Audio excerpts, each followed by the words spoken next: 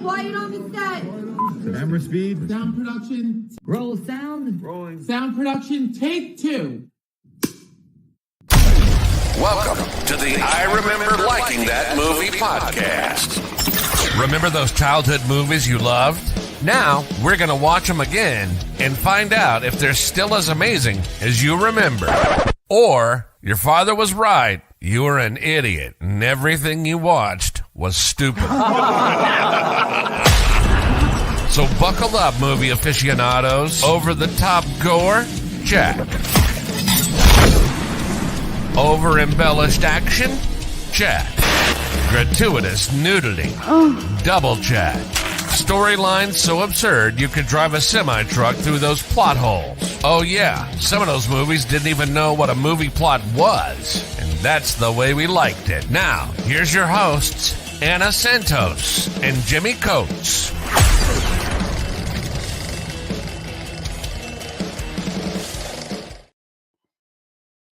Okay, welcome to the I Remember Liking That Movie podcast. Today we have not had a really good Halloween run here. No, we have not. Compared to last year, this Halloween so disappointing. Yeah, like we had a little fun with like Adam's Family. Yeah, but I mean, I think neither of us were like super wowed by it. We were like, nah, you kind of gotta watch it with kids. Yeah, and yeah, the Texas Chainsaw Massacre 2 was terrible. Return of the Living Dead 2 was not good at all. And so here we're hoping that changes with Halloween 2. And I just give me 1 second here because I was doing the thing for our live show, and I started and then just writing the little blurb, and I was actually writing as I was thinking. I said, everybody remembers Halloween, the original, the reboot, the reimagining, meaning the 1978 one, the Rob Zombie one, and then the 2015, 2016. Which one was that? Which really wasn't an original one, but it was kind of like anyways, but I said, do you remember the sequel? Not the 2009 sequel, Rob Zombie, or the 2018 Part 2, Halloween Kills, and not the sequel to H2O with Busta Rymes. We guess H2O is a sequel itself because it ignores all the other ones after the original, making it a Part 2. And I said, wow, this franchise is a fucking mess. It really is. It is a mess, but it's a fun mess. Exactly. Before we get into it, what do you remember about Halloween 2? Halloween 2, I remember it was in a hospital. I'd like to also preface this by saying it's probably been about 20 years since I've seen it. Yeah. Like, it's been a long time. I don't know why. Somehow I keep missing it. Yeah. Because I used to catch all of my Halloweens. Because I watched the crappy ones too, and yeah, I've watched them a lot more than I've watched this one. What's that one? The Season of the Witch Halloween, the one that didn't have Michael Myers. Yeah, that was awesome. Yeah. It was bad, but it was awesome. It was terribly awesome. Even the Busta Rhymes ones was so entertaining. Yeah, H2O was like it.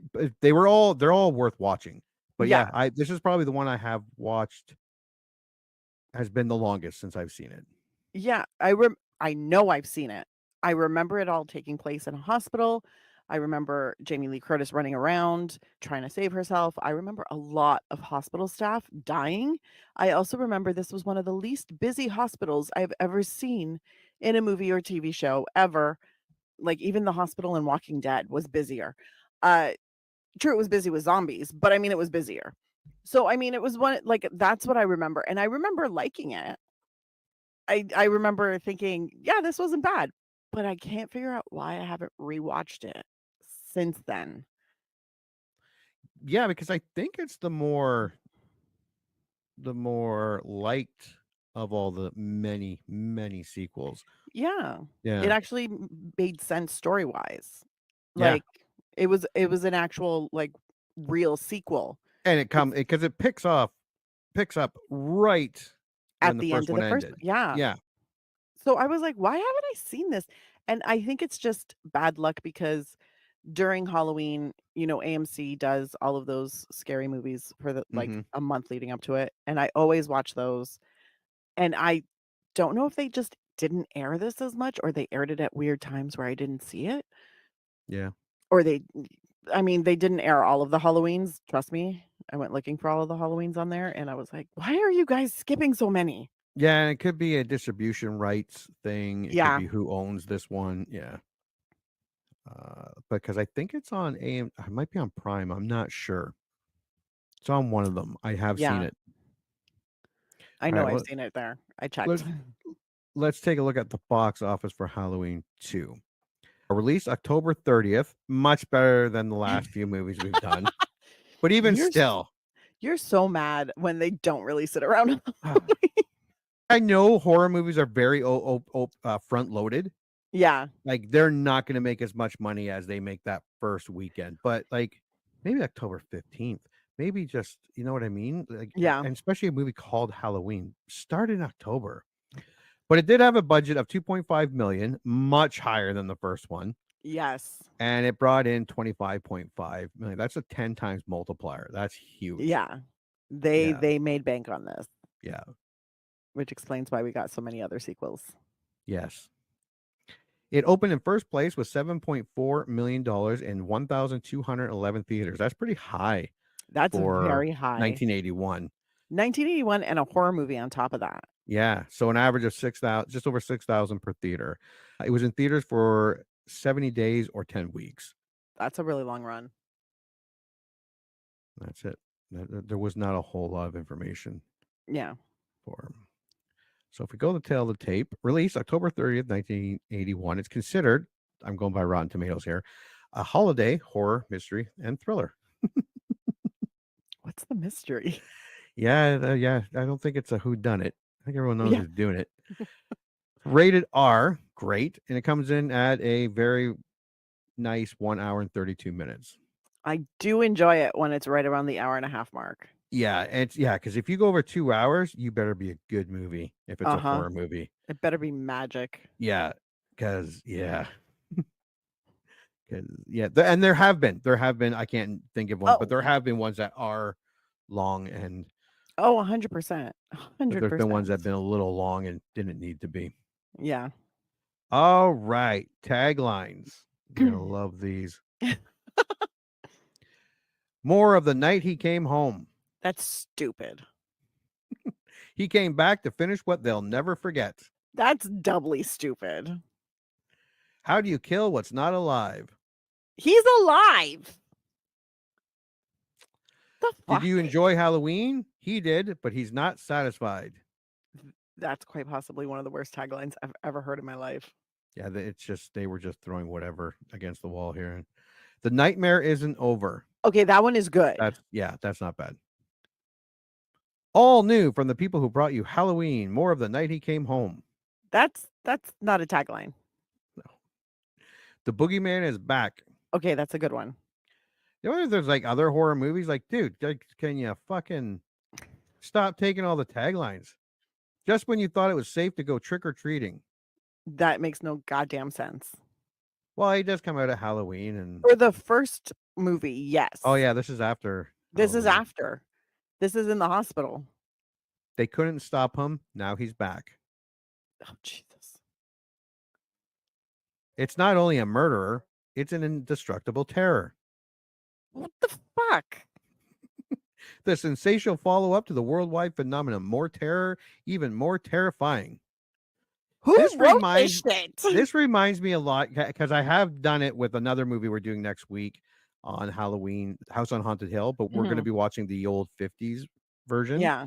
This reminds me a lot of those horror Yes. science fiction advertisements. When they would do they weren't even trailers, they were ads for them. Yeah. And it was just like the words that would come like screaming at the screen. Yeah, you never even saw parts of the movie. Yeah, no. It was just like playing in the words. background of the very large words that would like Yeah. show up and you're like, you can't see anything. Halloween, the horror smash of the 70s. Halloween 2, the horror smash of the 80s. That's the title of an article or a review. Oh, that's it. That is That's supposed to be a fucking horrific. synopsis. Okay. Synopsis. After failing to kill stubborn survivor Lori, Jamie Lee Curtis, and taking a bullet or six from former psychiatrist Dr. Sam Loomis, Donald Pleasance, Michael Myers, Jonathan Prince, has followed Lori to the Haddonfield Memorial Hospital where she's been admitted for Myers's attempt on her life. The institution proves to be particularly suited to serial killers. What? The institution proves to be particularly suited to serial killers. However, as Myers cuts, stabs, and slashes his way through hospital staff to reach his favorite victim. Hmm. That last sentence is worded very Yeah. oddly. And here is the original movie poster. It's fine. I mean, The all new is ridiculous. The 2 says it's all new. How dumb do you think we were? Granted, want I you was to know. super young when this movie came, and I was not going to theaters at all. Holy, how old was I when it came out in 81? 1981.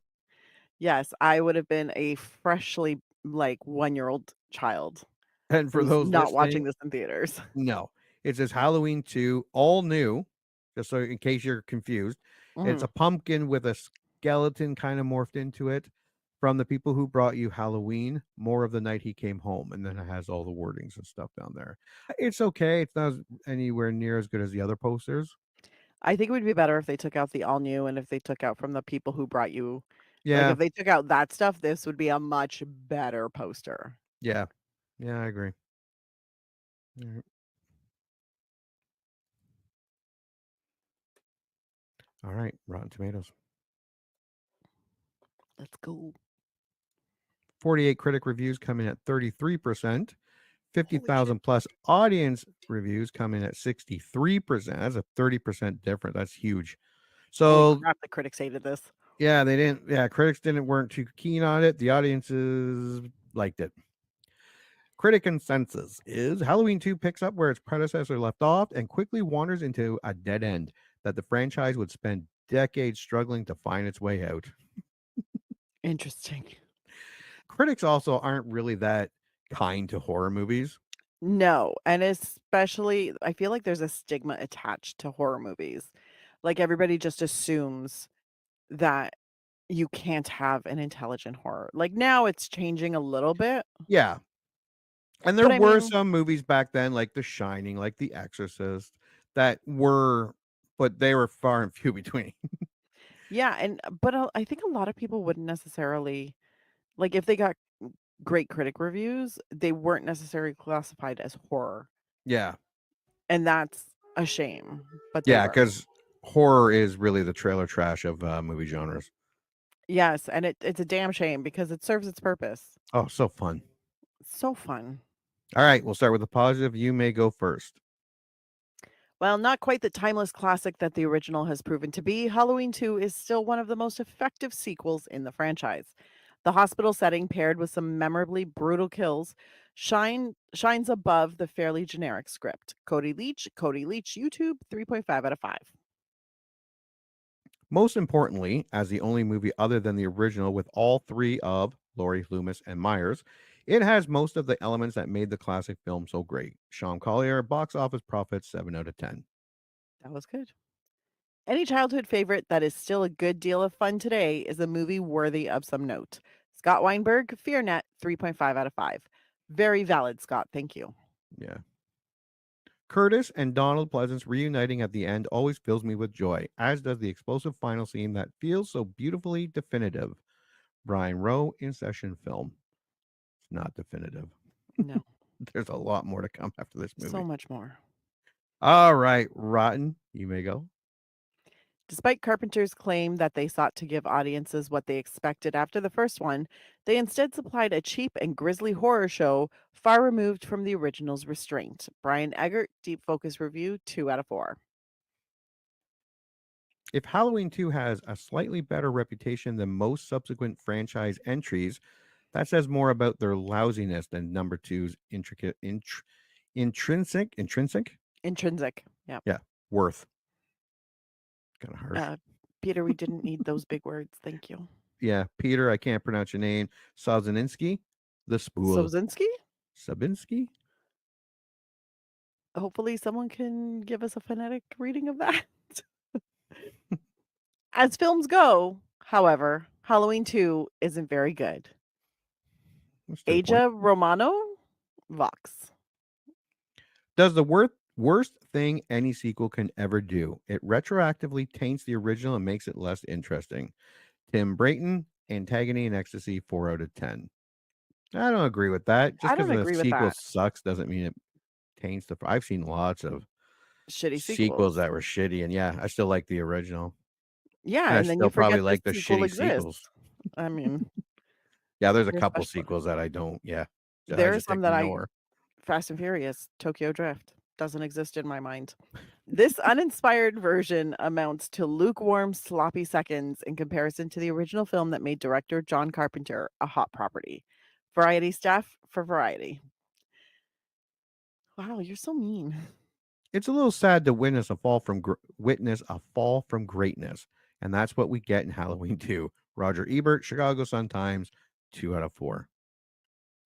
Yeah, Halloween. Yeah, he's was one of the few horror movies that he actually liked.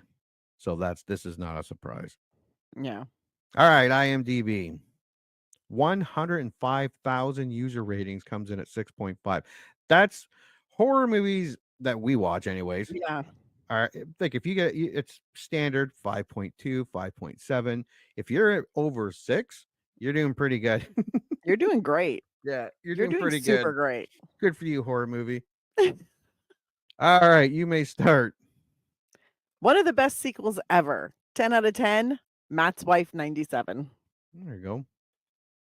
Not as good as the original, but still underrated. 9 out of 10. C. Claired 15290. One of those prisoners again. Michael has had a Red Bull. 8 out of 10. Thomas Ellery. Yeah, it's a little more gorier, this one. It is. It is Apparently. gorier.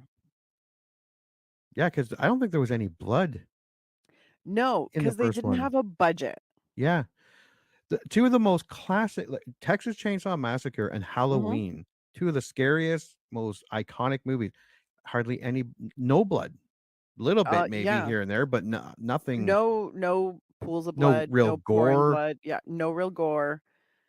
It just terrifies you in the perfectly normal Yeah. ways. Yeah. It's amazing. Yeah. A Lean and Mean sequel to Carpenter's classic. 7 out of 10. DVD connoisseur. Halloween 2 is most likely the best Halloween sequel we'll ever get. 6 out of 10. Nathan DM 75297. Yeah, Prisoner 75297. Can I watch Halloween 2, boss? Yeah, you can watch Halloween 2. Thanks, boss. That's what they say when they're on the chain gang. More of the night he came home in the emptiest hospital ever. 5 out of 10. Lost in Twin Peaks. Twin Peaks. My page thing was covering it. Lost in Twin Peaks. See, emptiest. I'm not the only one who noticed that. No, actually, there were quite a few of these. Yeah. Talking about how empty this friggin'. Okay, and to be on today, there's no such thing as an empty hospital. But I even remember about 8 or 9 years ago, I had to go to the hospital and just for like a deep, deep cut. And there was no one in the waiting room. I still waited a while, which was perplexing, but it was fairly empty. So this isn't. Well, I mean, I've spent a lot of times in emergency rooms, and usually after you've been checked in and triaged, whatever, and they stick you somewhere to wait, sometimes you're surrounded by people, and sometimes you're the only one sitting there, and you're sitting there going, "Did they forget me?" Yeah. But yeah, nowadays, yeah, you couldn't do this movie now, or you could, but he'd have to kill a lot more people. Gory follow-up full of flaws. 4 out of 10. Leslie Rules 08. Halloweenies, more like it. 3 out of 10. Dark Nebula 2003. Halloweenie. The nightmare isn't over for fans of number 1. 2 out of 10. Bizarre 2. And too ridiculous to be scary, too laughable to be shocking. 1 out of 10. Clyde stuff. Interesting, Clyde. All Interesting. right. Well, there's only one thing left to do is watch the trailer. Sorry, I'm talking while I'm setting this up. Obviously, I cannot do two things at once here. Apparently not. Okay, share screen. Turn that down a tad. All right. Did you hear the scream? Yes. Okay. I shot him 6 times. I shot him in the heart. This man, he's not human. Universal Pictures presents Halloween 2, More of the Night He Came Home. Who is it? There was nothing within him, neither conscience nor reason, that wasn't even remotely human. This is some kind of a joke. I've been trick-or-treated to death tonight. You don't know what death is. Janet, go tell Mr. Garrett we're having trouble with the phones. There is no place to hide. He will always find you. What's this? It's a Celtic word. It means the Lord of the Dead.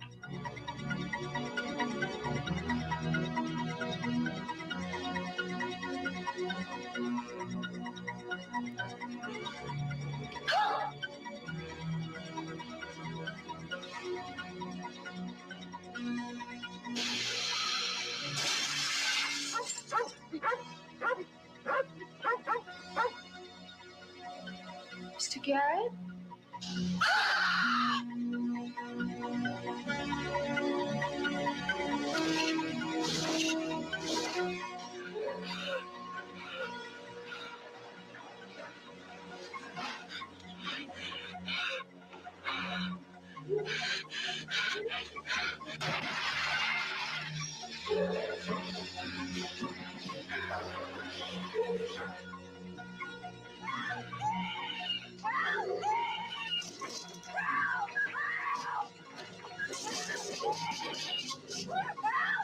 Halloween 2, More of the Night He Came Home.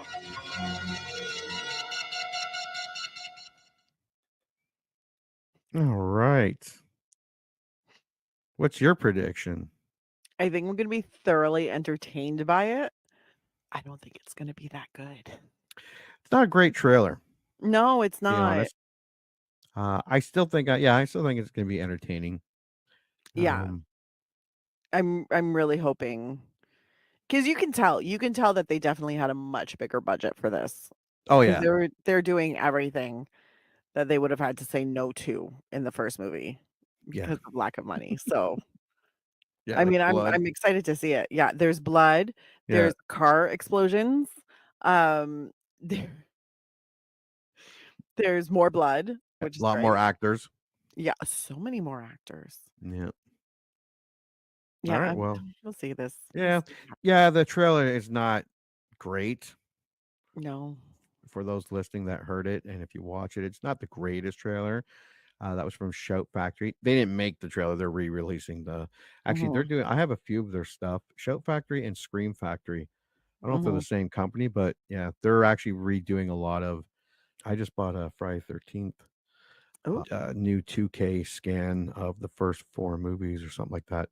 But yeah, I'm glad that they're re-releasing all these horror movies. That's awesome.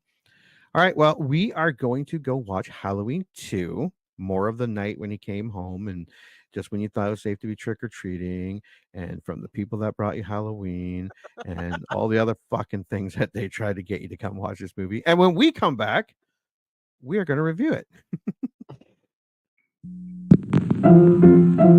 Let's all go to the lobby. Let's all go to the lobby. Let's all go to the lobby to get ourselves a treat.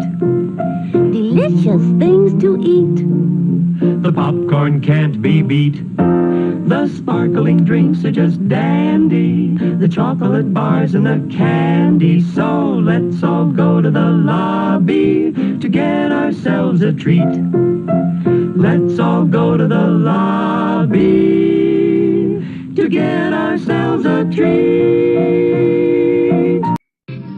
And now, on with the show.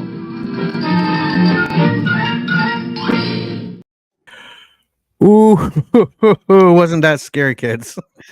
No, not really. No. Michael Myers in a hospital with blood, gorier than ever before. So much blood, so much bad blood. Yeah.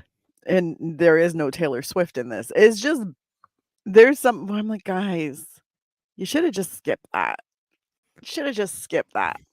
Well, did you watch the gorier? I guess it was more gorier than the first one. It was gorier than the first one. Still Yeah. not crazy gory, but No. I mean, No, and yeah, no. Did you watch 1981 Halloween 2? yes, Your thoughts?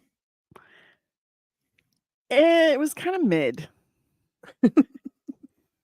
Like it wasn't bad, but it wasn't great either. No, everyone was all mad because, and well, yeah, like it was gorier. Yeah. And I did see some titties. Thank fucking God. Honestly, And- my first thought when the titties show up, I was like, "Oh, Jimmy's gonna be so happy." Yeah, Titties for and Jimmy.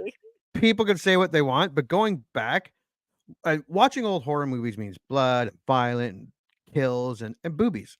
Yeah. So far, this Halloween, not this movie, this Halloween season, and us doing the horror movies, I've gotten dudes in crop tops, short shorts, old dudes in the shower with their dad bods fully naked, So Teens. cute titties. teens' asses. We haven't seen any titties on any of the movies we watched. I know, you're so Leatherface sad. doing some sort of mating ritual with pelvic thrust and the chainsaw masquerading as his cock. That's what I got this Halloween so far. So there was only one actress that showed her boobies, but Mhm. I took it. It was Halloween's gift to you Yeah. this year Yeah. because you're not getting any boobies next week. No. Yeah.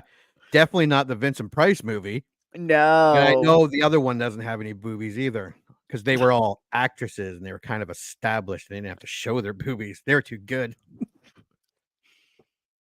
But I did enjoy it. It's not the original. No. But like you said, everyone was mad that that it was not like the original. Even the director was mad at this movie, as I found out. But this is the closest to the original we ever got. It was slower. It did take time building up. He was sort of menacing. It wasn't overly scary. Although that fucking cat jumping out of the dumpster, I can't believe I fucking jumped.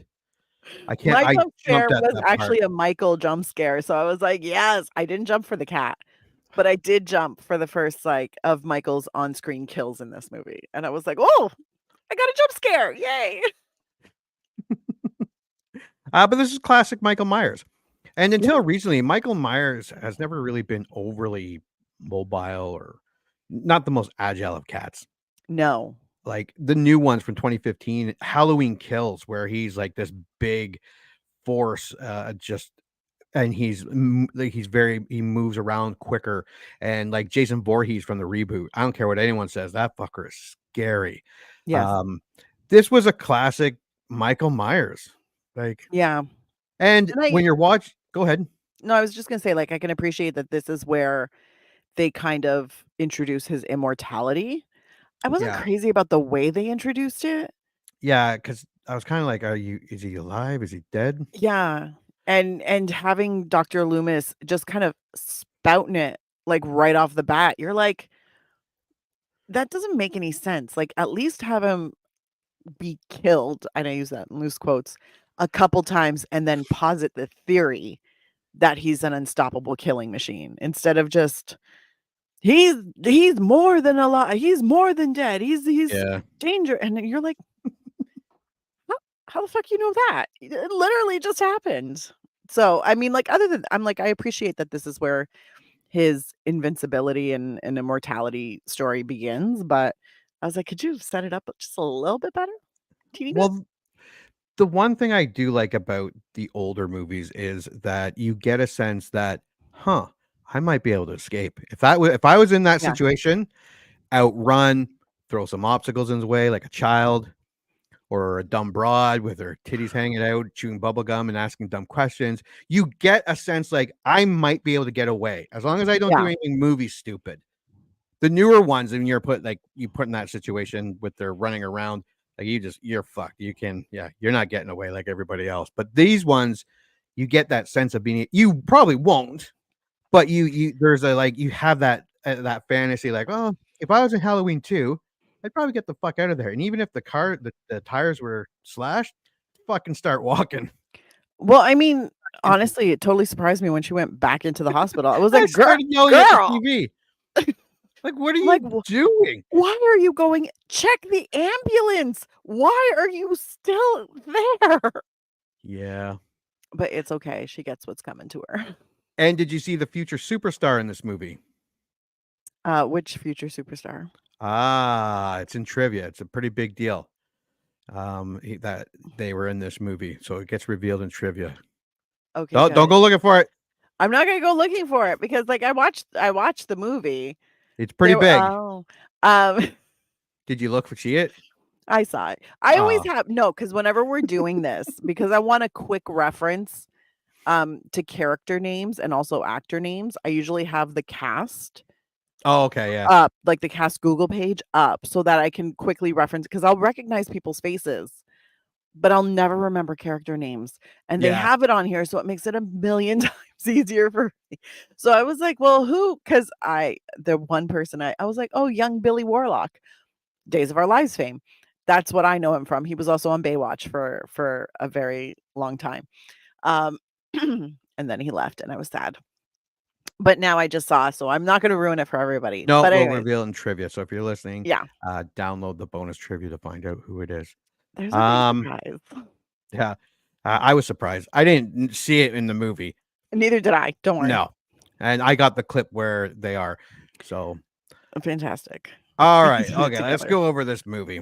On Yeah. October 31st, 1978, in the town of Haddonfield, Illinois, Michael Myers is shot by a psychiatrist, Dr. Sam Loomis, and falls off a balcony. Jesus, was this bad? I was like, how this fucker got shot 5-6 times and then leapt up onto the banister to fall down? I'm like, oh, awesome. We're off to a great start. Woo, this is gonna be good. Like, yeah, it was already, I was like, oh, so they're like bringing us basically from like the end of the first movie. Awesome. Cool. I'm down for this. But then the actual, like, him being shot, him falling over, Dr. Loomis shooting, where I'm like, sir. Yeah. I don't think you actually hit him. And this is in trivia why this happens, but you could have shot from a different angle too. There are a million ways you could have done this so that it looked a little more natural as opposed to theatrical. Yeah. So that's okay. Yeah. I was still fine. He survives his wounds and escapes into the night. And I don't know if they were trying to maintain that he is alive, or they were trying to say that he was. And as the movie went on, but like I'm going, you're doing a real shit job if you want him to be alive, because where did the bullet holes go? Where did they go? Where'd the bullet holes go? Yeah. Where's the blood? Well, and he gets shot a lot more. He does later on in the movie. And I'm like, I get that this is where the immortality comes up, but obviously someone was not working continuity on this movie. Like nobody was working continuity. No. And I was like, guys, come on. Because there's some blood, but then there's no blood. And then when we see, like, because after he gets shot and he falls down to the ground, he disappears. Loomis starts going nuts, being like, he was here and talking to the neighbors. I shot him 6 times. Everybody, I shot him, still going. And it was like a whole, and I was like, someone why down are the you street. trying? Shut the fuck up. My thing was, I was like, why is Dr. Loomis all of a sudden like batshit crazy? Because he was perfectly normal in the first one. And yeah, he was starting towards he's pure evil theory. And I'm cool with that. I'm down with that. But now all of a sudden he's louder than like a fishwife on market day. Like, I'm like, calm down. You don't have to yell to every neighbor that Michael Myers is killing people and he's immortal. You don't have to do that. It's Yeah, because okay. someone comes out of the house while putting his robe on. Like, what the fuck Yes. is going on? And later on in the movie, we see that guy again, still barefoot. Yeah. Just hanging out That's hanging out in his robe. in the street. Nice. Anyways, but yeah, it was I'm like, I understood why that scene was happening. I just wish they had done it a little better. Wandering the alleys, he steals a kitchen knife from an elderly couple and kills the teenage girl next door. So if you're old, like we still might get killed, maybe. But in a few more years, I think we're safe from slashers. You're in your 20s and a teen, you're fucked. Oh yeah, no. Yeah, you're But done. that's one thing I will appreciate about this particular, because I was like, old lady's just cutting up a ham to make herself a sandwich and she go die. Like that was my first thought. And then he just reaches for the gun and he's got blood on his hands. I'm like, oh, blood, because he was shot. Yeah. But then when we see that knife later, there's no blood on it. There's no blood or on his hands. Or on his hands. Yeah. Anyways, he drips some on the thing. She sees the blood. She screams. And the nice neighbor teenager is like, Mrs. I think Elrod? Elrod. Are you okay, Mr. Elrod? And nobody's answering. So she just goes back in and goes back on the phone. Yeah, that was it. That was it. I heard a scream. That's I think like they were me. just fighting. It's fine. Yeah, Then she sees the front door wide open. What does she do? Who's there? Yeah. Who's there? Girl, get out. Go Yeah, they out walked that into your back door. house without knocking. They're probably not nice. They are not there to deliver you flowers. No. Okay? They are not there to deliver you flowers. But anyways, that was the jump scare because all of a sudden Michael like pops up. Oh, pops up. And I was like, behind oh shit. And then stabs her. And I was like, stabs her. Nice. But then after that, it kind of established the almost randomness of his kills. Mm-hmm. So when you see him like walking through the streets, you're like, well, who the fuck are you going to take out? That would have Every been awesome person. if he was just going down in the trick or treat, like every third trick or treater, he just honestly, just I stabbed the odd would have. one. I was kind of expecting that. So I was That'd like, been oh, so you're awesome. not going to kill that guy? Okay. Oh, you're not going to kill. Are you not killing anybody on the street? It was a little bit of a surprise, and I appreciated it. I He had a appreciated it. little skip in his step. Yeah, honestly, he had a bit of a swagger when he was walking. Meanwhile, Laurie Strode, who narrowly avoided being killed that night, is taken to Haddonfield Memorial Hospital while Loomis continues his pursuit of Michael, accompanied by Sheriff Leigh Brackett. Loomis mistakes teenager Ben Tramer for Michael due to Ben wearing a similar mask, resulting in Ben being hit by a police car, which veers into a nearby van and bursts into flames, burning Tramer to death. Okay, boys and girls, in the 70s and 80s, 90s, cars were built way different. Mm-hmm. If you bumped into anything, you risk your car just blowing up. Like yes, and also the car would survive. Yeah, the car whatever would you survive. hit You would wouldn't. not. No. Yeah, you're thinking, oh God, you didn't have internet. Yeah, that would be horrible not having internet. Try driving in the 80s. Like you're in a parking lot, like a grocery store and park, and someone doesn't put that grocery cart back properly and it starts rolling back, and you're screaming at your mom to start the car and get out of the way because you don't want it to hit your car and the fucking car explodes. Yeah, that's what it was like in the 80s, people. Random cars just bumping into things and exploding. This was a really bad scene. I like the scene, but because it didn't hit the van overly hard. No. And that kid didn't really pop out of nowhere. That kid was crossing the road for a good 20 seconds, and the deputy's car just came by. I'm like, that guy might be drinking. You might want to do a kid a was in test the on road him. for a while. Like that's the part, like he was walking on the sidewalk and then he was just like walking kind of down the road, and you're just like, okay. And then the cop car was speeding because on top Oh of all yeah, of this, going really fast. speeding down there, and he's like, he came out of nowhere. No, he didn't. No, you were doing 100 in a 20 zone. What? So, anyways, he basically pins this poor kid. Yeah. Like up pins against the van. I'm like, guys. Van explodes, car explodes. Like it was, and everybody's just like super in flames. Yeah. And then the Not the fucking deputy, he got out. Couple no, beer he got cans out. come And out he's the like, it door was with him. Annie. And then the sheriff, I think it was the sheriff. It's like, is it him? Asking Dr. Loomis, is it him? Is it him? Do you not see the flames? Yeah. Who the fuck's recognizing anybody? Yeah. Also, Halloween is upon us, kids, and if some old dude is yelling at you, waving a gun with a cop, your first instinct might be to run away, but they're just trying to make sure you're not a serial killer. Yeah. Yeah. So Plus, stop. he was walking with a bag of trick or treat bag. He What do you was think? Michael Myers is going trick or treating? apparently. I mean, he Trick has or to treat. carry his murder tools somehow. Yeah. Why can't I say the word murder? A couple fun size chocolate bars. In the 80s, I mean, it did kind of look like the kind of neighborhood where you get at least a few full size. Yeah, maybe. Yeah, there would be a few. That was rare when I was a kid. It was rare Full when size. it's super rare now. Yeah. Almost impossible. That's what we're doing this year, full size. God bless. Full size and a pop. I bought like 150 full size chocolate bars. I don't think there are 150 left. I might have to go buy some more. But I did buy 150 full size. I went to the Costco and bought like 10 of those 18 packs or something like that. God bless. Yeah. I could never. This is not the neighborhood for that. Let the other rich people do it. I'm not one of those people. But anyways, yeah, no, this entire thing was just weird because Loomis is unhinged, and that he's not, because there's a difference between being fearful and being nervous and being unhinged. He's unhinged in this, and it feels baseless. I'm like, I don't know what happens for all of a sudden him to have just lost his mind when he was so cool, calm, and collected. Like, he was heated, but in the first movie, he gets excited and nervous and he's trying to do right. This guy's just waving his gun around on streets filled with kids. Yeah, shooting away. Just shooting. I'm like, what the fuck?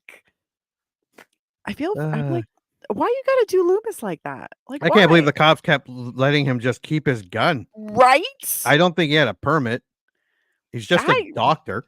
Like, not even like he's a psychiatrist. He's There's so much wrong with that. But yeah, basically he sees a guy who does have the same mask as Michael, which I mean makes sense. Yeah. He's ready to shoot. Yep.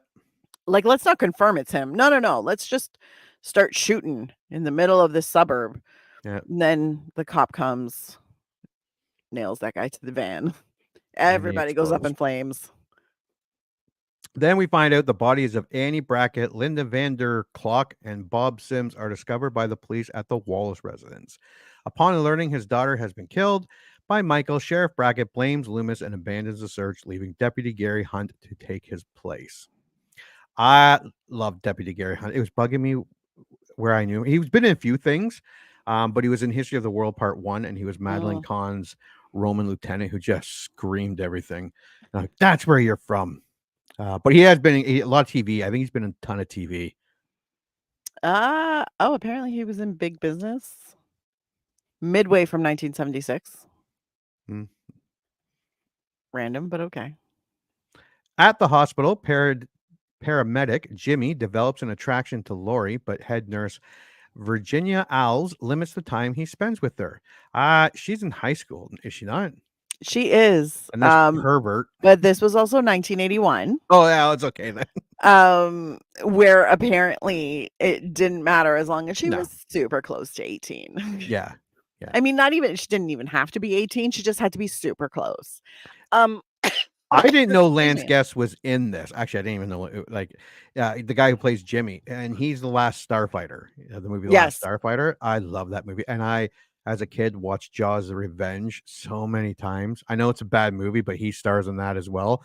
So this guy, I forgot he was in Halloween 2. A huge part of my childhood because Last Starfighter is one of my favorite kid movies. It was funny when he pops up on screen when they first. Like, I was like, "Oh my god, it's him!" And see, for me, I was like, "Oh my god, you're such a cutie, a familiar cutie. Where do I know you from?" Yeah, anyways, he was super cute in this. Also, it's because his little bud, literally Bud, says to him like, "Oh, how do you know her?" Because he's all like, "Hey, Lori, how do you know this chick? Yeah, did you go to school with her?" He's like, "Nah." No, my little brother Ziggy went to. I'm like, who the fuck is naming? Anyways, Ziggy went to school with Lori, So that's how Jimmy knew her. Jimmy is a little creepy at some points in this movie, but for the Hey, how most part, you he doing? seems like he seems perfectly normal, unlike his buddy Bud, Poor Bud. who's just a walking sexual harassment lawsuit. Yeah, he's awesome. He's terrible. Mind you, he is the reason you got to see boobs. Yeah. So Yep. I see why you like him. But yeah, no, they bring her in.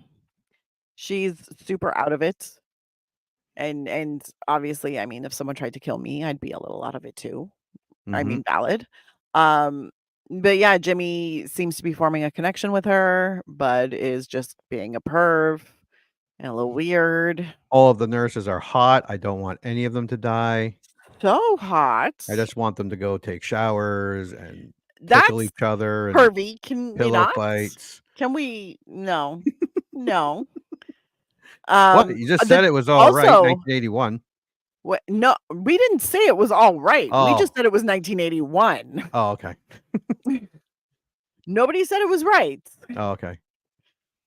What is it? They It's were not all like- very attractive nurses, though. I was They were I was- actually. all of them. Usually Well, there's like one mean one, like that's like 60 that you're like, oh, she's mean. She wasn't even that She's a- mean. But it's funny because no, all of even them the were mean wearing one was very different attractive. outfits. Yeah. They were all wearing different outfits, all very Yeah. stylish. Yeah. I thought, I was wouldn't like- they wear the same outfit at the I same think in the hospital? 80s, like before nurses started wearing scrubs, You like just- they would wear the same dress. Yeah. So like there was a uniform.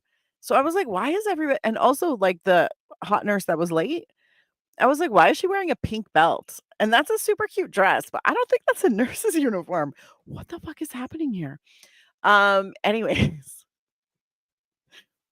She gets into the hospital, Lori, and she's begging not to be sedated, which is fantastic. The doctor is also drunk.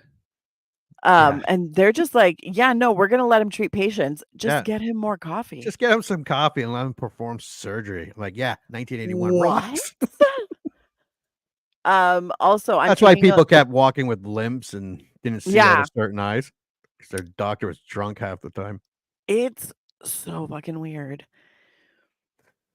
Uh, Excuse me. And people would, back then it was a different time. It really was. Well, you were told to smoke to lose weight. You were told, was that? No, that would have been the 80s, would it? No.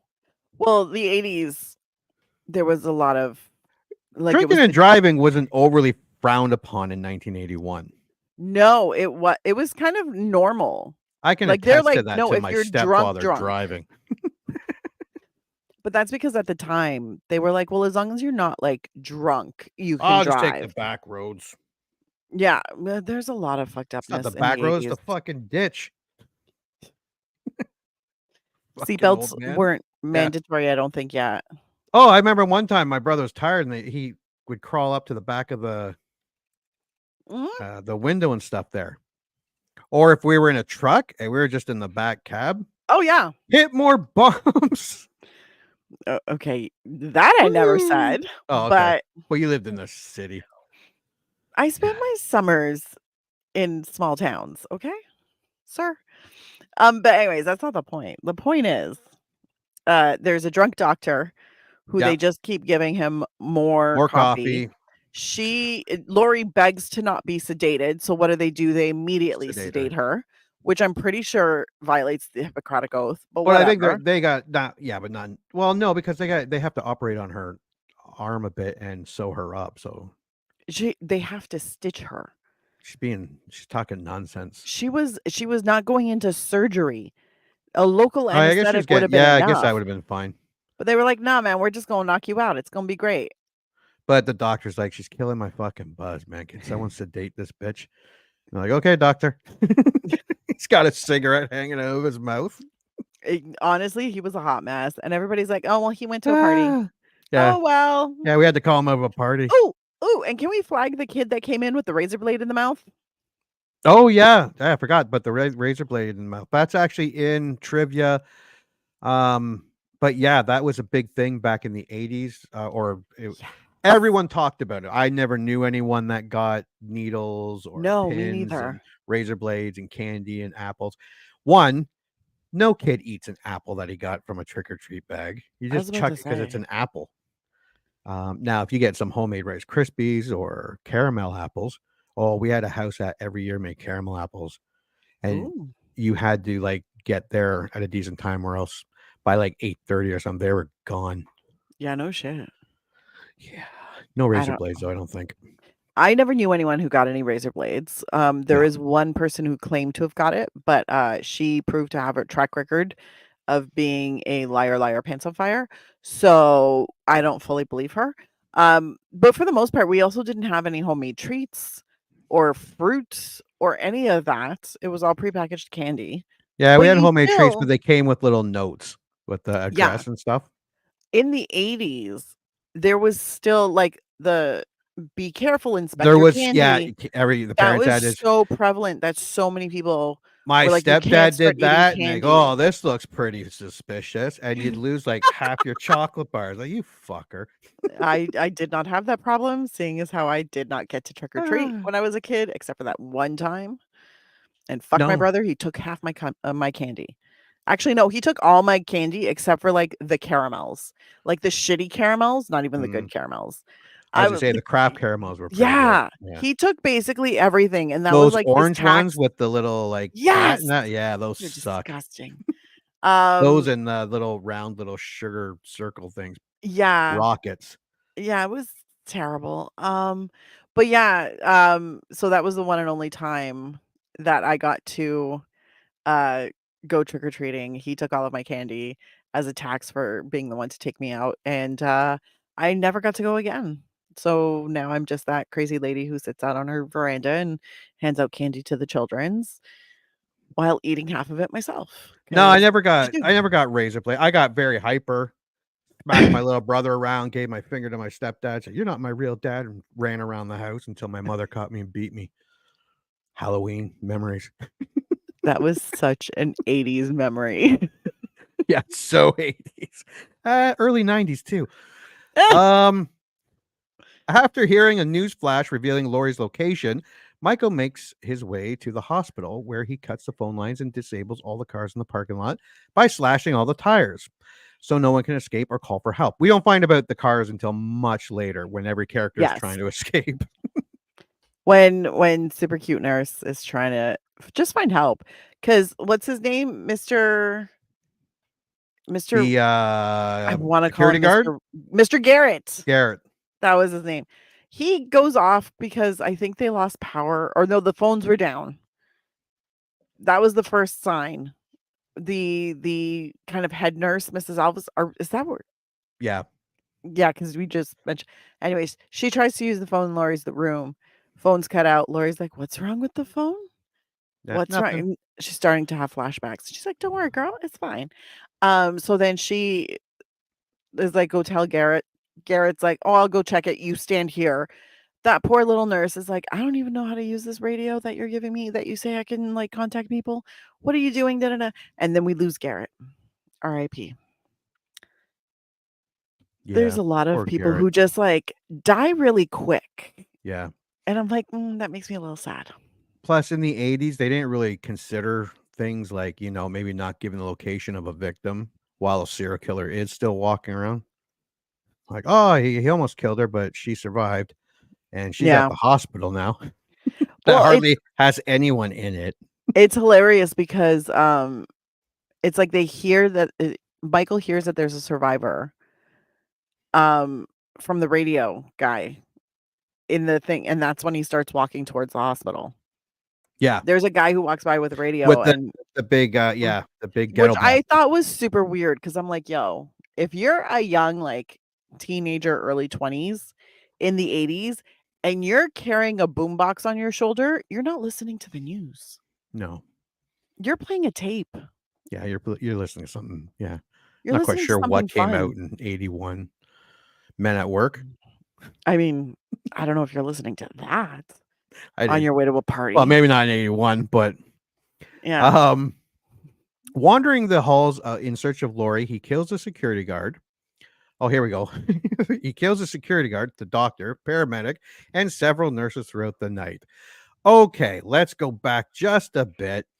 We don't find out about the doctor till later. The security guard took a while. There was the cat jumping out that actually scared Yes. the shit out of me when I was watching it. I'm like, fucking cat. What kind of cat jumps out like that? Someone in there just chucked it out at this guy. Who was the first nurse to go? Well, the head nurse disappears, She but we don't disappears. find her till much later. Correct. Is it the booby nurse that gets killed first? I think booby nurse is the official first kill. Yeah. Because we lose Garrett, and then the other nurse is like, I don't know what the fuck is going on. I'm just gonna leave this here, and like she walks away from the situation. Because she doesn't, or she goes looking for Garrett, I think, at that point, but we don't see her again until afterwards because Bud has convinced Hottie Nurse that they should go up to the therapy room Yeah, and have some hot, sudsy, bubbly water therapy in the little jacuzzi thing. She doesn't take very long to be convinced. No. Like 30 seconds. And she's like, "Oh, I guess everybody, I mean, if we leave the door open, we can listen to see." And then there was no door open. And you couldn't hear shit with that thing running. Right? Yeah, no. I was like, "Girl, please." Anyway, so they go up. He gets super naked, gets in the hot tub. She gets super naked, gets in the hot tub. They start making out. Super Michael great. turns up the heat. Well, he turns up the heat, and then she's like, "It's too hot." He's like, "It's fine." She's like, "Yeah, "No, it it's is." too hot." So he gets out and he goes to turn down the heat. She's just hanging out. Then she comes up out of, okay, Michael kills him by the heat thing. Yeah. Kills him real good. And then Michael walks in real silent, and then she's having like a whole conversation and like kisses with his Michael hand. and starts like sucking on his thumb and stuff. I'm like, he just killed the shit. That should be blood on that hand. Ugh. I don't know what's been. I don't know where that hand has been. Yeah, it doesn't taste. Does it taste like chlorine? No. It tastes like that dirt happens. and blood. And then she finally figures it out. She's like, "What?" And then she turns around to go looking to, thinking she's going to see her little hottie paramedic, and it's Michael. And then he starts drowning her in the hot tub, which I was very down for. Coming off. Her skin starts peeling off, and she's like being shoved under, and then she dies, and she like flops on the floor. And I was like, that was a good one. And her titties were viewable through the entire thing. Yes, just for you, Jimmy. Just for me. Got to see some boobies. Her face was ugly to look at, so I was like, ugh. And then, but I'm like, why would you make something that gets that hot? Like that will boil somebody to death in like a minute. Like that's just some bad engineering. I can kind of understand that because that would be the ultimate way to clean it. Like you turn it up to like super scalding. Something in it. No, it'll kill all the bacteria. You just throw a little bleach in there, boom, you're done. Yeah, that's true. All right. Then we have, who else do we have? Okay, so, and then a bunch of nurses. Bud's dead. Yes. Bud's dead. And then what other nurse? Oh, how does the nurse that went looking after she finds the doctor, the one that went went to help the security guard and then left him. She's like, she couldn't figure out the radio. No, and she's like, wait, they're different. They're different. Because the one who went looking for the security, isn't that the short blonde haired one? No, that's the long-haired one that Bud kept offending while they were sitting in the lunchroom. No, I know she's the one that found the doctor. I thought it was the short blonde-haired one that was left holding the radio. No, it was the other one. Damn it. Anyways, they're all terrible. So they find the doctor with a needle in his eye. Needle right in like in the middle of his eye. I'm like, ooh, that had hurt. I would have liked to see that. It would have been great to see. Yeah. We did not get to see it. No. He's just sitting there all calm. And then she's walking backwards and he's like behind her, right? Yes. And then he shows up behind everybody a lot. There's a lot of like him sneaking up on people. And I'm like, I found it wasn't as frightening. Yeah, I liked it a lot better. I like it a lot better when he's stalking people. Yeah. Because just appearing behind them. It's okay for one or two, but he did that a lot. Yeah, he did that a lot in this one. But anyways, so he ends up sticking a needle in her temple. And then pushing air through it.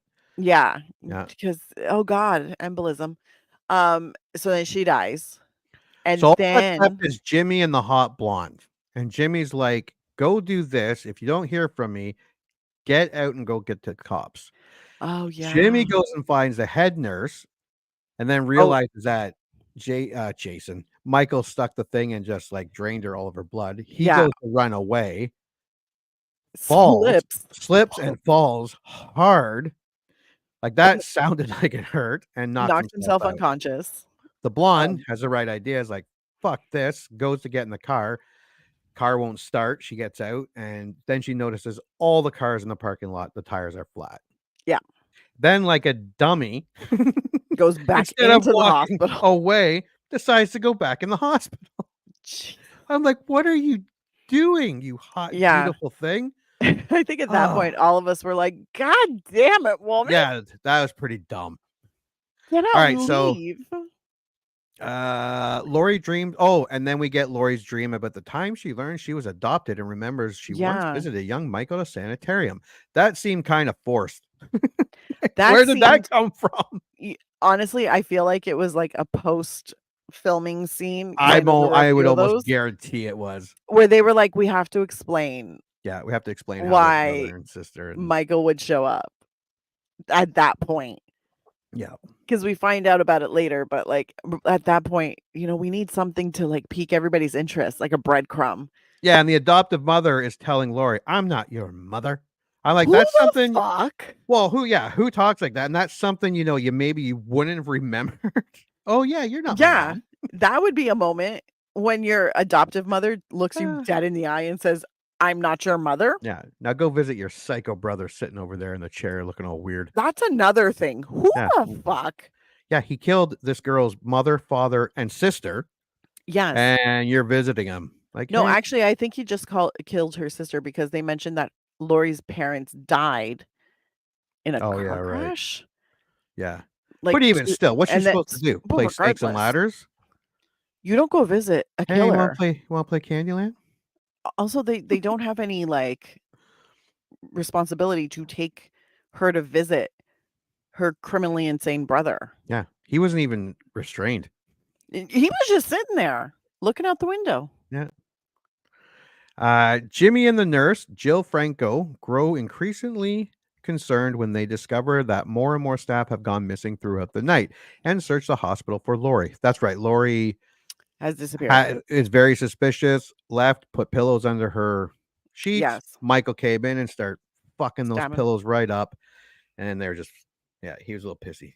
And she's kind of still drugged and trying to get away.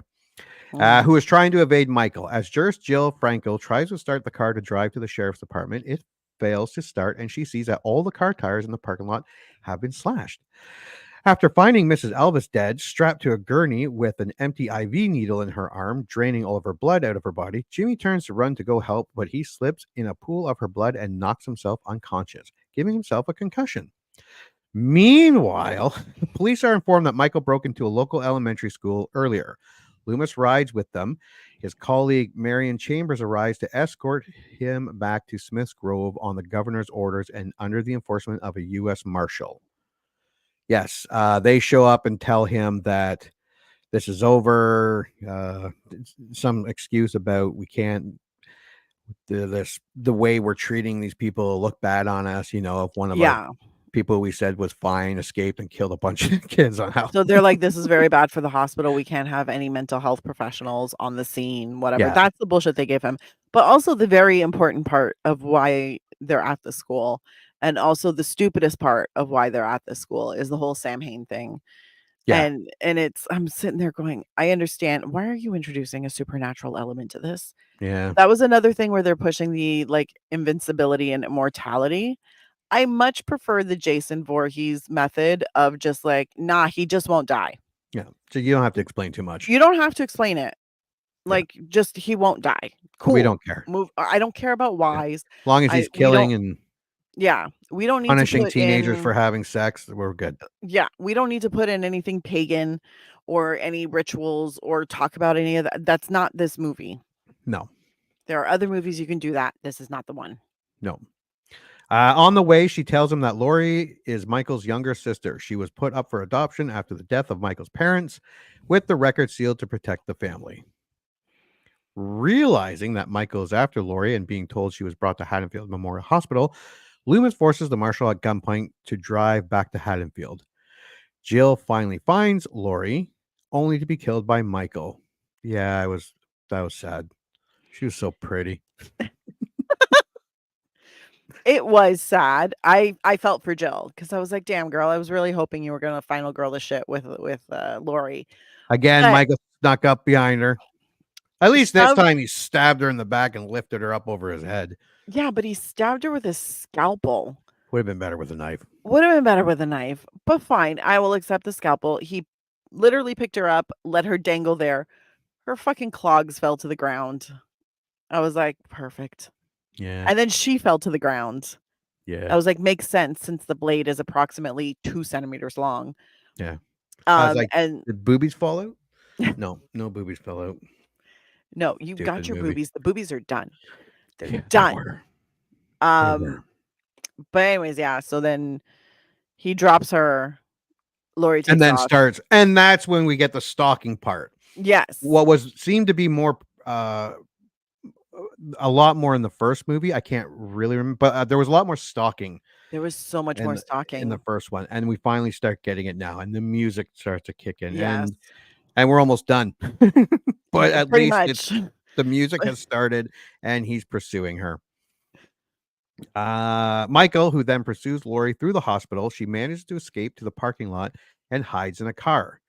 And then fucking Jimmy regains consciousness and soon arrives and tries to start and drive the car to safety, but passes out again due to concussion sustained from the slip and fall, causing the horn to blare, attracting Michael's attention. Yeah, he passes out on the horn.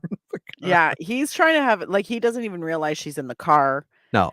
He's so out of it, and then he tries starting it, and then he tries to like she speaks to him a little bit, and then he mumbles something, and then his head just falls forward. Yeah. The horn just on the blaring. horn, and it's just blaring. And so then she pushes his head back, and it was hilarious because when his head went back, I guess there was no like headrest. So No. his head His neck and his neck back folded over the seat. I thought Like, it just Adam's folded apple's right just over gonna this- come I was sitting out there of and I his was like, throat. Jimmy must be super flexible if that's the way his neck is going. Yeah, I'm like, that good looked for you, painful. Jimmy. But I was like, that can't be good. I was like, is he dead? Like that was I was like, for his head to fall that far back, I was like, is he dead?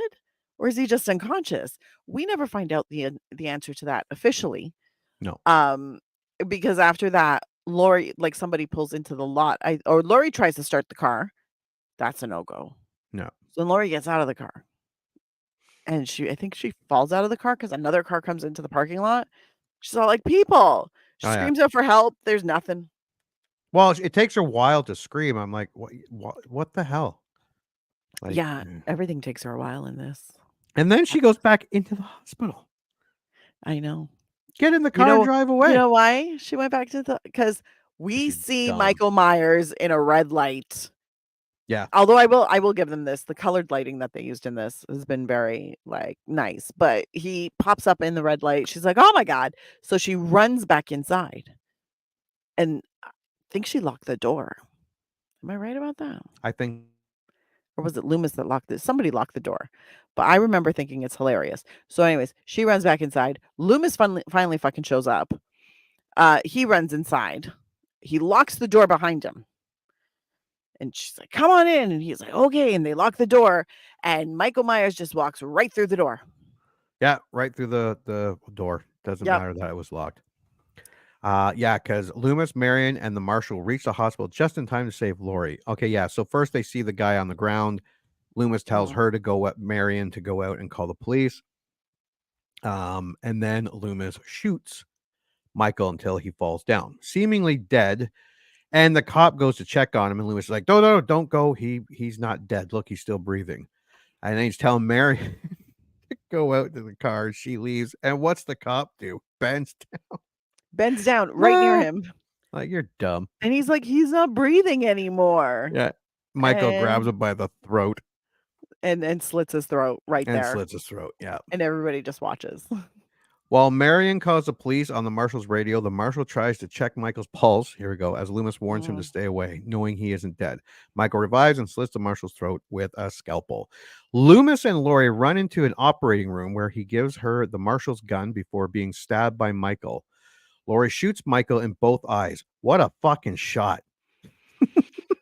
Jesus Christ, that's some good shooting, Lori, for a teenager who's drugged. Because when she shoots him, right? She shoots him twice. I don't even know if her eyes are open when she's shooting him, but she shoots him twice. Yeah. And then I see the blood pouring out from like his little eye holes. Yeah. But not his actual eyes. No, up blood underneath, pours from just above it. So then I'm like, but he's doing the I'm blind thing with one hand over his face while trying to stab. And I was like, did she shoot him in the eyes? Like in the eyes? Because that's not where the blood, like right above the eyes. Did she manage to get the bullets to go up under the eye holes of the mask into the head? I was like, what is going on here? Because the blood flow, I was like, either she shot the top of his head and the blood's going under the mask, or she shot him just above his eyes because she was going from a lower angle. But I was like, but his eyes are not shot out. No. I was so confused. But I was like, that's fine. He put his hand up to his face and then started swinging with the knife. A lot. He starts flashing around a lot. Like a lot. Lori shoots Michael in both eyes, blinding him. As he swings the scalpel around the space violently, the two fill the room with flammable gas. Actually, they were doing it because he was getting close to Lori and he made the noise and hit the thing. Yeah. And then when he's getting close to Loomis, Lori would open up another valve and he'd hear that, and back and forth they went. Loomis orders Lori to get out before igniting the gas, immolating himself and Michael in an explosion. Lori watches as Michael, engulfed in flames, emerges from the fire before finally collapsing. The next morning, she is transferred to another hospital, traumatized but alive. Do we see Jimmy, or are we just assuming that guy's dead? We do not assume anything. We don't know anything. No. Jimmy's done. He passed out with his neck bent over the seat. Yeah. And that was it. Yeah. And maybe this broad is, not the broad for him. Maybe she's just got a little too much baggage. We assume Loomis is dead, but he comes back in number 4. Of course, he does have a whole side of his face burnt. Yes. So we got that. And that is our movie. What's your score? I'm a Stream It girl for this one. Is it a terrible addition to the Halloween series in universe? No. Is it a good addition to the Halloween series? No. It's mid. It's a very mid movie. I think there were choices that they made because they wanted to kind of move away from what the original Halloween was, maybe to get better, get bigger, to expand, to be creative, whatever their purpose was. And it just felt really inauthentic. Like the thing that made the first Halloween super creepy, super scary, and really like discomfort, like giving a lot of discomfort, was the stalking. It was the fact that Michael was methodical and unseen, but he was always there. And the sense that his victims got, because they always sense that someone was there, someone was looking, something's off, but they can't pinpoint what it is. I'm like, that's what makes Michael. This just kind of felt like they were trying too hard to make him scarier. Yeah. And I'm like, you don't have to do that. Some of the effects were not the greatest. All of the fake blood was shitty. It was some shitty fake blood. And it takes away from the impact. Overall, it's a decent movie. It's not great. It's not bad. But it's not something I'd write home to mom about. So I'm totally cool with this. Stream it. You should definitely include it in any marathon that you're doing for Halloween. I think it's a fun addition. If you're watching scary movies, watch this one. It's cool, whatever, but watch the first one first. But yeah, I rented it. It's not worth renting. Straight up, I'm a little mad. I'm a little mad that I had to pay to rent it. Not super mad, but I'm a little mad. So I say stream it. What's your rating? You rented it? Yeah, where was it? Streaming for Was it free. on streaming? I don't know. No, it was not. It was not free anywhere. No, You I didn't rent see it for free anywhere. Oh, you have the DVD. I bought it. Yeah, you did. I didn't get it on sale either. I liked it. I kind of like you. It's not the best Halloween. It's not Mm, the most rewatchable Halloween. mm. Number 1 is very good, and which is like we said this with Texas Chainsaw Massacre and Halloween 1. It's weird that there's no blood in those movies yet. They're really good. Yeah. This one, the blood is really fake, and everyone saying, "Oh, it went gory, it went gory." It's not gory. If you get rid of the boobies and the odd F word, this would not be an R-rated movie. No. No. But it's like you said, yes, if you're going to have a Halloween marathon, yeah, you definitely have to include it. I wouldn't watch this would not be a standalone movie Mhm. that I would just watch. It's where like Halloween Kills or Halloween 4 and 5. I could just watch those without it being a Yeah. marathon. I'm not gonna say buy it, even though I did. And if you're a Halloween fan, you're gonna own it. You're gonna own it for your collection. I'm kind of with you. I'm gonna say, yeah, it's a stream it. It's a stream it. Yeah. It's It not wasn't horrible. It's not great. Slow. Yeah. The kills aren't that. It's not gory at all. It No. a lot more popping up behind people but it's a fun little movie that's worth a stream on a Halloween if you're watching number 2. Yeah. Watching no, sorry, number 1, and I then kinda you watch figured number that's what 2. you meant. Yeah, We were just gonna run with it. yeah. Yeah, no, like, I think that is also a very disappointing part. One, that they made Loomis unhinged, and I was like, I liked his quiet confidence. I'm like, you can sell the evil is abound if you are quietly confident about it and just secure in that. Instead, he was just manically trying to convince everybody. Yeah. And 2, like 90% of the kills happened off screen. Yeah, a lot of them, yeah, and that's a Like, waste of and we didn't see any lead up to them either. I'm cool with off-screen kills if you give me the, like, predator chasing the prey yeah, beforehand. We got none of that. It was just people started showing up dead. especially if you look at the kill off screen and you're seeing the aftermath and you're going, "What the fuck happened to that person?" Yeah, you're like, "How when did that happen? Yeah. What I don't understand." So I think And that once or was another twice. This disappointing was part. done, I think, for 4 or 5 Yeah. different kills, yeah. So There was that was super only disappointing. and almost every other kill was popping up behind them and Yes. killing them. Yeah. So, yeah, it was alright. I like if it was out of 10, it'd be like maybe it's 5, maybe something like that. I'd probably give 6, it like a I don't know. 4. You give it a 4? I'd give it Yeah, probably a it's a 4. yeah, It's yeah. alright.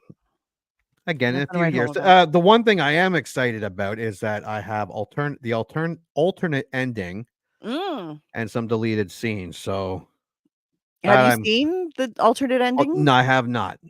So I don't know what it is. Have you seen I it? have, because I Is it watched a better? documentary, called The Nightmare Isn't Over. It was all about Okay. Halloween too.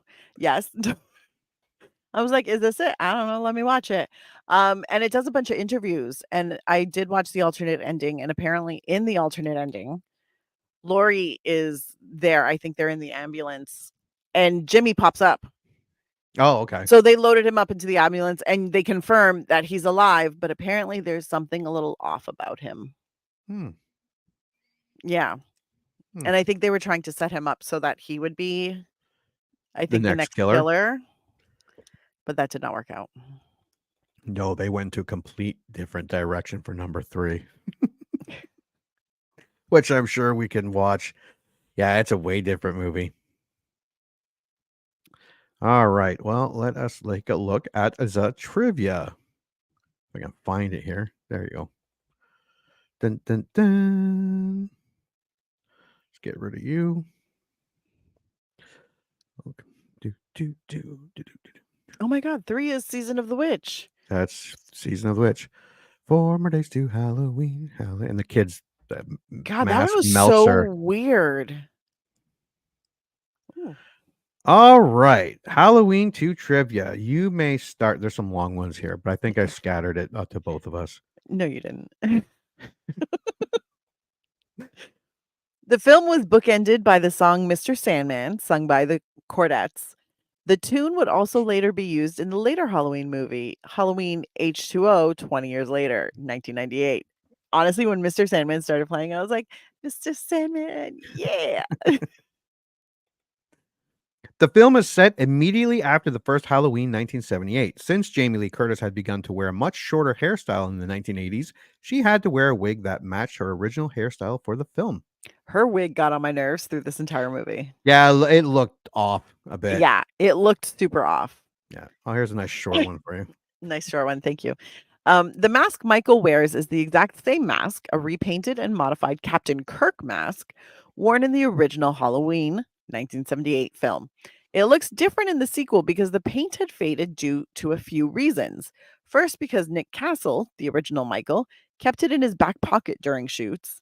Also, Deborah Hill kept the mask under her bed for several years until the filming of Halloween 2, causing it to collect dust and yellow because Hill was a heavy smoker. Also, the mask appears wider because Dick Warlock is shorter and stockier than Nick Castle, so the mask fit his head differently. As the producers thought it would be the final sequel in the series, they let Warlock keep the mask, scalpel, boots, jumpsuit, and knife used in filming. When they decided to revive Michael in Halloween 4, The Return of Michael Myers in 1988, the producers realized they had made a mistake and never again gave props out to the cast and crew. Therefore, subsequent sequels used different masks that looked rather different. Yeah, if you kept everything, why wouldn't you just keep using it? The worst was H2O. Oh, God. Yeah. I hated that mask. It was okay, though. To get the role of Michael Myers, Dick Warlock revealed that as he passed by a room, the Michael Myers mask was on a table. He put the mask on and walked into Rick Rosenthal's office and stood there. After Rosenthal continuously asked him who he was and he didn't reply, he took the mask off and asked if he could play Michael Myers. Yeah, That's he was one way of- coming in to interview for stunt coordinator. And then he pulled that shit and then he's like, "Can I go around killing people?" And Rick was like, "All right, cool if you wanna."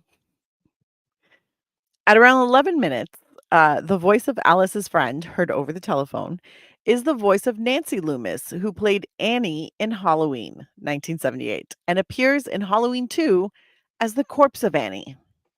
Yeah, That so was they got- probably the goriest scene. Yeah. Annie's body. Yeah. I also realized how much Halloween Kills Mm-hmm. used this movie, which was kind of cool. Like they used a ton from this movie, which actually I'm Yeah. a huge fan of Halloween Kills. I really like that movie. Me too. I don't care what I like people say. I like that entire like Halloween moment for those movies. I was like, Yeah. y'all did it right. Jamie Lee Curtis has played Laurie Strode in films released in 6 different decades, from the 1970s to the 2020s. Halloween 78, Halloween 2, 81, H2O, 1998, Halloween Resurrection 2002, Halloween 2018, Halloween Kills 2021, and Halloween Ends 2022. Yeah, she made a bit of money off of Halloween. You know what the best part is? She's never been embarrassed by it. And she's never No, she regretted shouldn't. it. No. She's in it. She's like, another one, let's go. Yeah, I'm like, yeah, you get a "Thank lot you." of actors and actresses that are like, I don't do horror movies anymore. I've Yeah, made it. they poo-poo That's on it. shitty. And she's like, nah, this is where my career really started. So yeah, Yeah. I'm gonna keep doing them. I'm like, God bless you, Jamie Lee Curtis. God bless you. Okay, so producer writer John Carpenter didn't like director Rick Rosenthal's first version of the film, believing it to be as scary as an episode of Quincy M.E. 1976. A re-edit was done, but Carpenter still found it too tame. So he took over the editing process and sped up the action. He also shot a few gory scenes that were added into the film, despite Rosenthal's objections. This annoyed Rosenthal because he had wanted the sequel to emulate the way the original avoided explicit violence and gore in favor of well-crafted suspense and terror.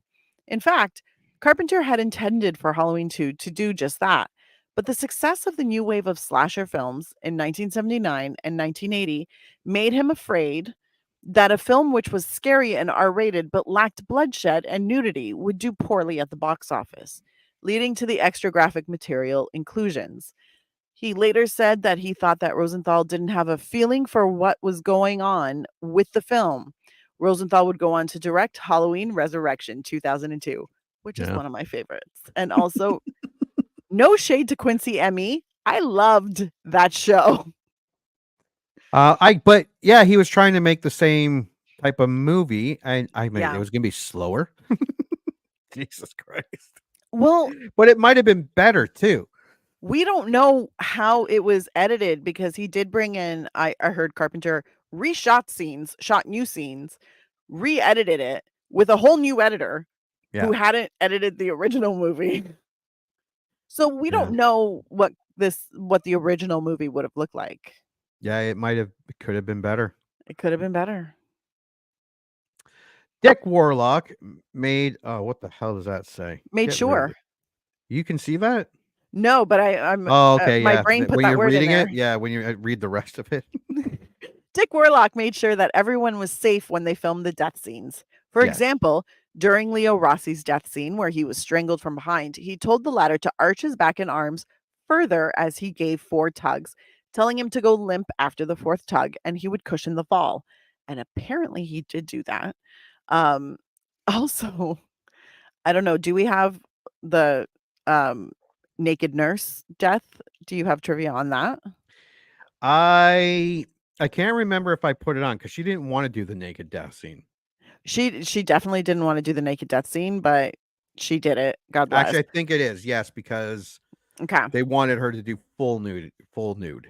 Oh, this one's not talking about the nudity. It's talking about the method of death. Because Dick Warlock, since he's a stunt coordinator and he was the stunt coordinator on here, apparently when he was talking through the scene where he drowns her, he's like, I'm literally just going to put my hand on the, like my finger on the back of your head. Yeah. And he's like, so when you're ready to drown, just like put a little bit of pressure back on my hand and go down.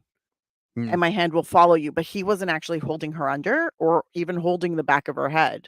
And he's like, and when struggle for a bit, and then he's like, when you're ready to come back up, just put a little pressure on my hand and I'll lift my hand back up and you come up with it.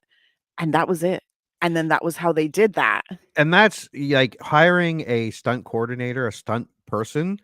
Yeah, is I think the way to go with something like this because how many stories have you heard? Like, oh my God, I thought I was really gonna fucking die. No, it's true. And a lot of time, like the way he's if you're just doing an actor, he's gonna try to act. He's gonna try to look as realistic as trying to. Where this guy can do it and not. Yeah, I'm gonna make it look like we're doing this without me actually trying to kill you. Yeah, that's cool actually. Yeah. This one's yours too. Yeah. According to Dick Warlock, Deborah Hill was on set throughout the shoot, including his stalking scenes. At one point, he asked her about his slow walk, and she replied, "It's fine. Keep doing that." After the release of the film, she said in an interview that he walked too slow and didn't resemble Nick Castle's portrayal. This angered Warlock immensely, as he felt while present during the shoot, she could have voiced her opinion, so he could have altered how he walked. Yeah. Thank you, Dick Warlock. Yeah, Deborah Hill.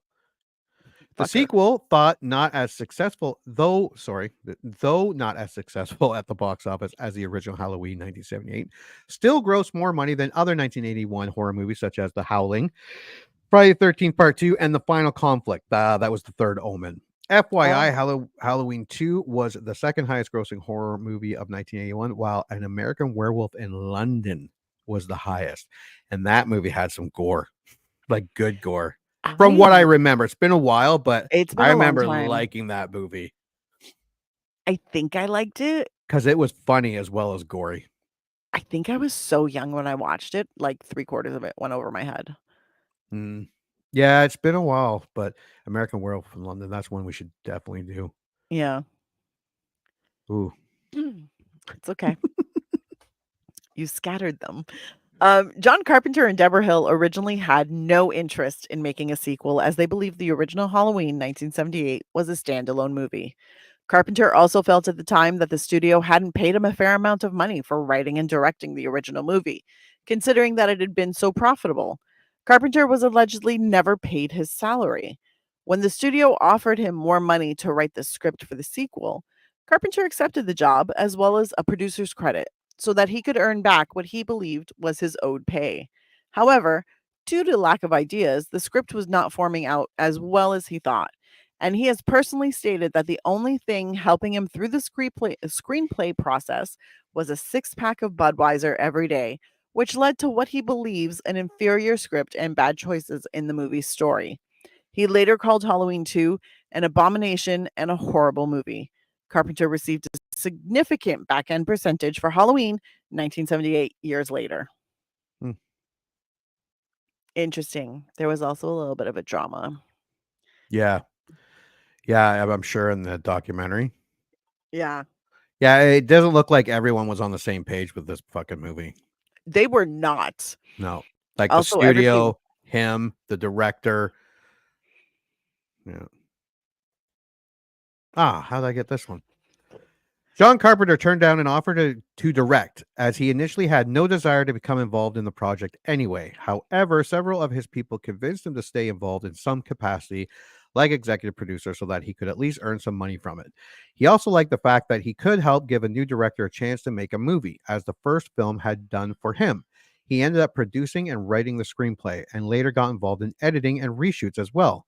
He was then asked by NBC to shoot additional footage for the TV version of Halloween 1978, since the original version was too short for the network.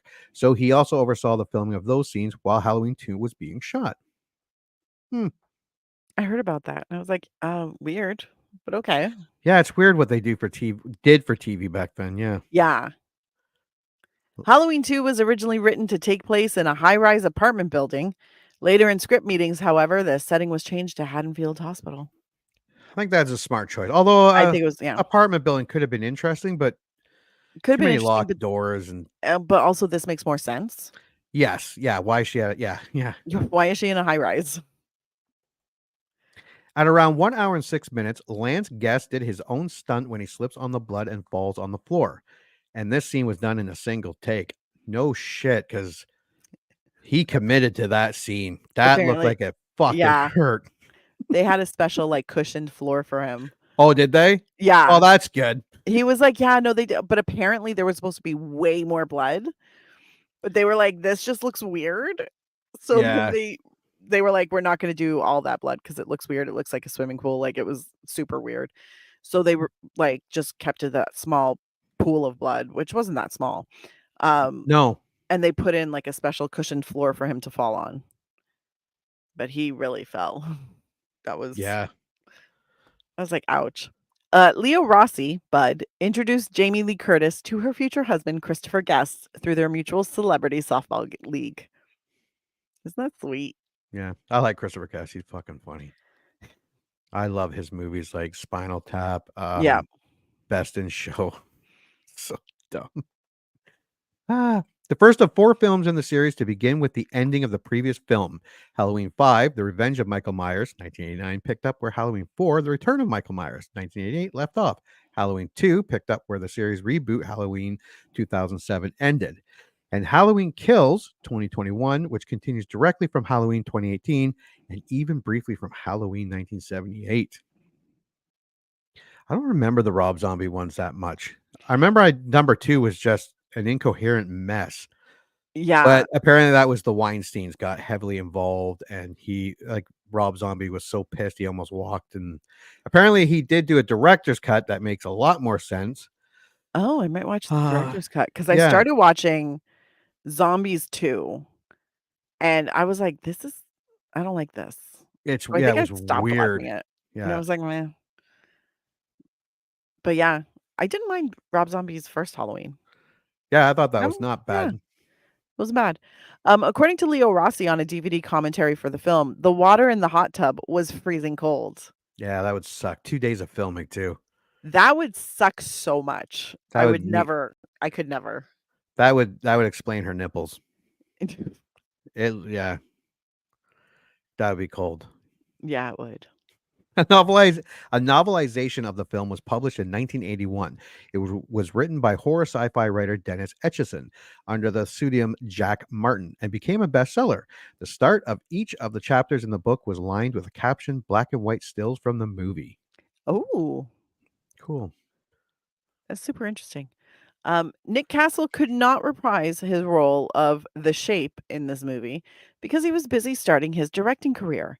He was replaced by Dick Warlock, who developed a strong following among fans, along with Castle.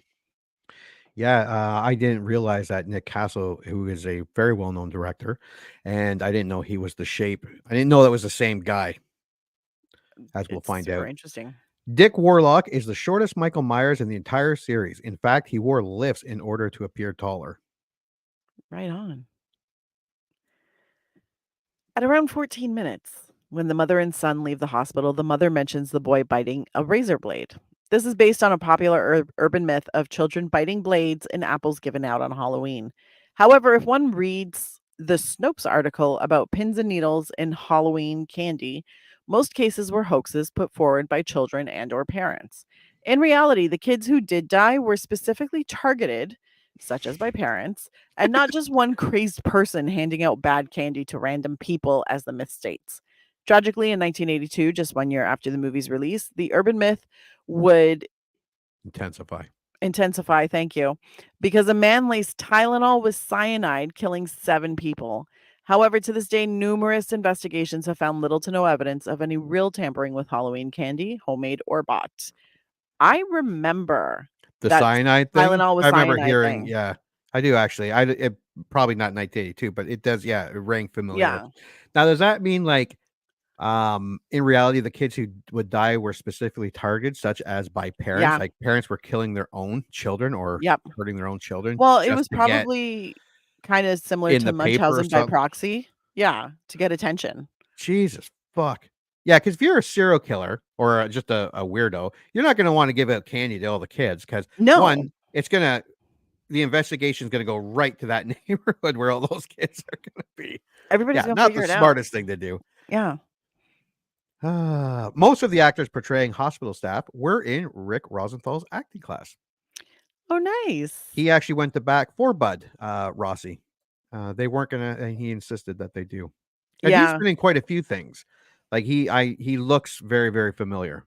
Yeah, he has. You've seen his face Oh, many, yeah. many times. Interestingly, several of the scenes and lines in this film were taken by John Carpenter from the novelization of the first Halloween, 1978, which was written by Curtis Richards and published in 1979. The most obvious references are the neighbor appearing from the house near the Doyle's residence and speaking to Loomis. Their exchange is almost identical and includes the "you don't know what death is" line from Loomis, and Loomis going outside after shooting Michael to view his body, although Laurie accompanies him. Loomis also says that his gun heightens my sense of security, a line said to Deputy Hunt in this movie. So he drank beer, bought a 6-pack a day, drank beer, and just plagiarized another writer. Pretty much, yeah. Nice Carpenter. Ooh. Ah! Tommy Lee Wallace was originally offered the opportunity to direct the film, having worked as the editor and production designer on the original film. He had his own thoughts about where to proceed with the sequel and was excited by the project. However, John Carpenter eventually determined that this film would pick up directly from where the original left off. Despite some disappointment in the story's direction, Wallace maintained his interest and was still set to direct, with his name even appearing as director in a 1980 trade ad released by Filmways Pictures. When Carpenter finished the script and presented it to Wallace, he was extremely disappointed to discover the intention to make the film as bloody and violent as the original's imitators, which had used such conventions to ensure their success. When it was realized that he had no choice but to include these elements in the film, Wallace withdrew from the project, but he would get his way when he was offered and accepted the next film in the series, Halloween 3, Season of the Witch, 1982. Ooh. I don't know. Yeah. Whew. I feel like he made a choice. That was he made a choice, all right. I don't think it was the right choice. Although I don't mind number 3. Number 3 is just weird. It's just different. It's just a different movie. It's no Michael well- Myers. They wanted an anthology. They were going to do a Halloween every year. and Yes. each year it was going to be different. And then they tried. This was their first attempt, number 3, Season of the Witch, and it failed miserably.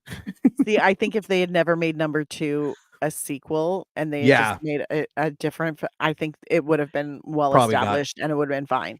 Yeah. But they made the mistake of making a sequel with Michael Myers, and then everybody's like, "No, Halloween has Michael Yeah. Myers." Yeah. Like that's what Yeah. happens. Give us Michael Myers or we're not going to go see your stupid movies.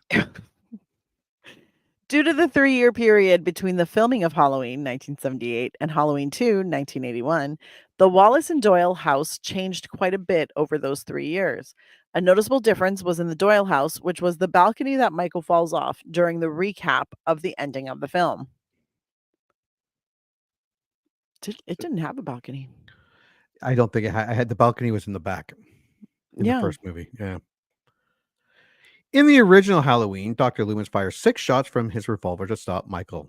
In this movie, during the replay of the scene from the first movie, he fires 7 shots. Also, when Michael falls from the terrace, there's an obvious ramp leading to the top of the railing. Yeah, no shit. Which is now at the front of the house, where in the original, it was at the back of the house. Mm. This is one of the only slasher films in 1981 to remain uncut. Like others that have been heavily cut by the MPAA, such as Friday the 13th Part 2, 1981, and My Bloody Valentine, 1981. Mm. Yeah, they were much more violent than this movie. Oh, yeah. Even the 100%. cut versions were a lot bloodier and gorier than this movie. Lance Guest, Jimmy, who was relatively unknown when he made this movie, went on to star with Dan O'Harley. Harley Sounds good. who plays Cochran in Halloween 3, the main bad guy, Season of the Witch, 1982, in the movie The Last Starfighter, 1984, which was directed by Nick Castle, who played the Shape in Halloween 1. Interesting. Yeah. And the guy who plays Dan O'Halloran, the guy he plays is his alien co-pilot, which I had no fucking clue, and is complete different. Well, that's why they're actors, right? Yeah. But yeah, completely different because he's joyous and funny in Last Starfighter, and he's kind of mean in Season of the Witch, killing all those children. I know, right? Just a little mean. Until Halloween 2018, this was one of the only 2 Halloween films released by Universal Studios. After the massive success of the first film, Universal picked up the sequel. When Halloween 3 Season of the Witch, 1982, didn't fare so well, Universal gave the rights to Truncus International, an affiliate of Universal's who produced the films until 1989. In 1996, the rights were sold to Miramax. And then back in 2018. Yeah. Yeah. Yeah. In a 1981 interview with Fangoria magazine, Deborah Hill told of how there was consideration of making the movie in 3D. Hill said, "We investigated a number of 3D processes, but they were far too expensive for this particular project. Also, most of the projects we do involve a lot of night shooting. Evil lurks at night. It's hard to do that in 3D." Yeah, that makes sense. Makes sense. The logo for the Haddonfield Memorial Hospital seen throughout this movie would later be adopted for Halloween Kills 2021. Yeah. Yeah, they put a lot of thought in those ones to try to make it. Yeah. Those were a real homage. Yeah. Pamela Susan Shoop told Femme Fatales magazine in 2001 that she didn't want to do the film because she hates horror movies and it required nudity, which she'd never done before.